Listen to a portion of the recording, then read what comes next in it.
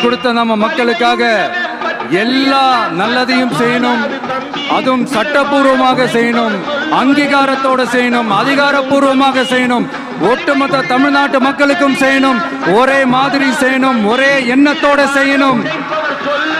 அந்த ஒரே லட்சியத்தோட தான் நாம் அரசியலுக்கே வந்திருக்கிறோம்.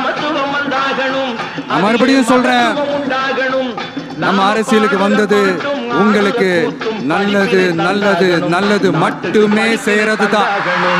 ஓடி ஓடி உழைக்க எங்களுக்கு வேற எந்த அஜெண்டாவும் கிடையாது. பாத்தீங்கன்னா கொள்கை எதிரி யாரு, அரசியல் எதிரி யாருன்னு திட்டவட்டமா சொல்லிட்டு அது வெளியே சொல்லிட்டு களத்துக்கு வந்திருக்கோம். அதுல எந்த விதமான குழப்பமோ எந்த விதமான ஊசலாட்டமோ எதுவுமே இருக்க போறதில்லை. இந்த விஜய் சும்மா எதையும் சொல்ல மாட்டான்.